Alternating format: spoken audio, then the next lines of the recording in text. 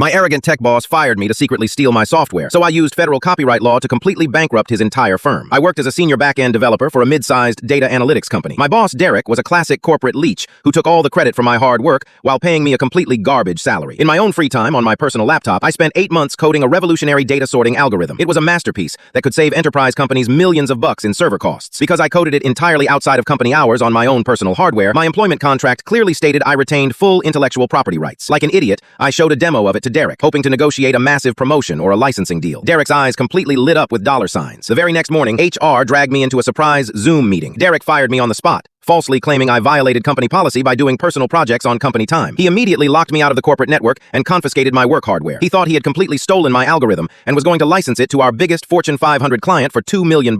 He thought I was just a broke code monkey who couldn't afford expensive lawyers to fight him in civil court. But Derek was a complete technical idiot who didn't understand how open source licensing actually works. I didn't scream, and I didn't beg for my job back. Weeks before I ever showed him the demo, I had legally registered the entire algorithm under a strict GNU General Public License, also known as GPL version 3. This is a viral open source license. It strictly states that anyone can use the code, but if a company integrates it into their proprietary software, their entire software instantly becomes free and open source for the entire world. I waited until Derek officially signed the $2 million deployment contract with the massive enterprise client. The second the software went live, I didn't sue Derek. I went straight to the top. I anonymously emailed the enterprise client's ruthless legal compliance board, providing time-stamped proof of my GPL version 3 copyright. The enterprise client absolutely freaked out. They realized Derek just infected their entire proprietary multi-billion-dollar corporate database with open source code. They immediately pulled the plug on the deployment, completely voided Derek's $2 million contract, and hit his tiny firm with a massive $20 million lawsuit for breach of contract and intellectual property fraud. Derek's investors panicked and completely pulled all their funding overnight. His entire company went into Chapter 11 bankruptcy, and the board of directors fired him with zero severance. He is now completely blacklisted from the tech industry and is currently driving for Uber just to pay his astronomical legal fees. Some of my old coworkers are calling me a petty sociopath for destroying a 50-person company